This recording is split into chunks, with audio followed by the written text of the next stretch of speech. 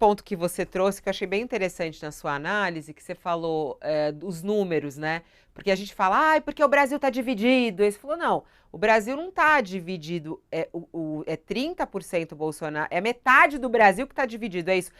Você, por exemplo, você acha que dá para dizer o Brasil está polarizado? Esse termo está equivocado, você acha, Sakamoto? Eu acho que o debate político está polarizado, porque quem entra no debate político é quem normalmente tem. Muitas das pessoas que entram no debate político têm energia para isso, topam isso, tem um lado, né? Tá. Então você tem 30% se colocam como petistas, 25% como bolsonaristas.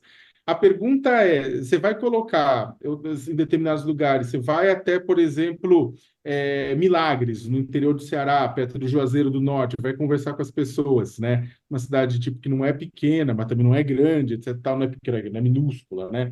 Ou Juazeiro, você vai nessa cidade assim, médio interior e pergunta, disso e conversar, as pessoas, isso pode até pegar paixões de algumas pessoas, mas as pessoas têm outras preocupações, né? Esse é o ponto. Para a gente que está cobrindo o dia a dia, para jornalista, para o pessoal que está mexendo com política no dia a dia, não tenha dúvida nenhuma. O debate político está polarizado, isso sim. Mas quem faz o debate político e quem acompanha e quem bomba nas redes sociais são essas pessoas que estão nesses 55%.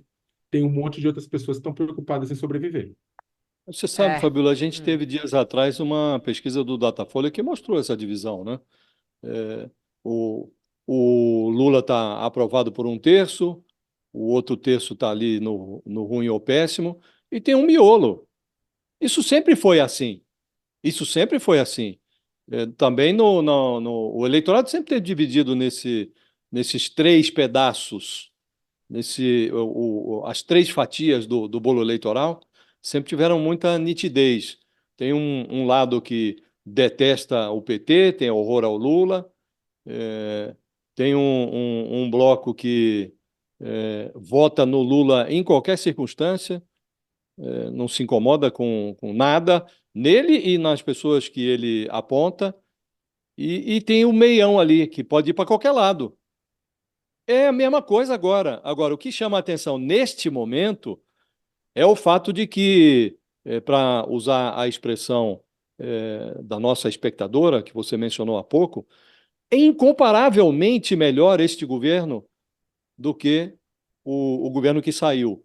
E ainda assim, nós deixamos de ter um presidente que chutava vacina, brigava com a urna eletrônica, implicava com o nosso maior parceiro comercial, com a China.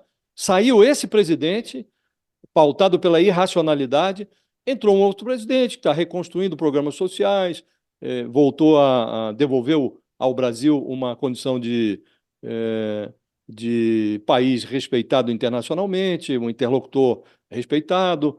Tudo isso, apesar de tudo isso, permanece a polarização, permanece essa divisão, permanece a turma do meio não se convenceu a migrar do regular para a aprovação ao governo Lula. Isso é que chama a atenção.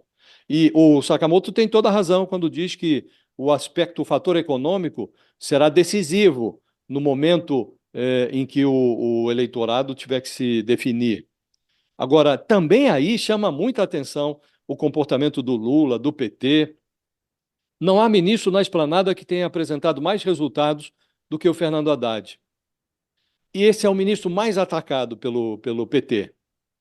É o mais atacado. Teve agora mesmo o PT, num encontro, um encontro eleitoral, chamou de suicídio a estratégia fiscal do Fernando Haddad. O Lula, em encontro com jornalistas, ele disse que não era importante, que não precisa, o país não precisa desse negócio de meta fiscal. Então, eles conspiram contra o que há de melhor no governo deles, o que está oferecendo mais resultados. Isso tudo, evidentemente, inibe o eleitor que olha, fala, puxa, aqui nós estamos passando por na prática, por uma câmara de descompressão. Saímos de um governo que asfixiava o país e passamos por uma câmara de descompressão. E é surpreendente que o comandante, o gerente dessa câmara de descompressão não tenha convencido aquele eleitor do miolo ali, o conservador que não é arcaico, a caminhar com ele. Então, por isso eu digo que o resultado do Datafolha, Fabíola, é muito ruim para o Lula.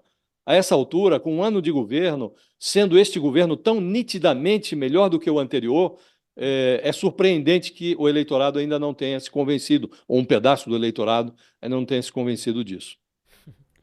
É interessante, né? Você falou esse negócio do Haddad e é verdade, né? Outro dia eu tava ouvindo aí de bastidores exatamente isso, o quanto o Haddad é alvo. Se ele não tivesse o apoio de Lula, é que ele tem esse contato direto com o Lula. Ele passa por toda a história do PT para É. conseguir, porque ele realmente não tem apoio quase que nenhum. É muito difícil mesmo essa situação do Haddad, mas ele segue ali com a conexão e o Lula com muita confiança nele também.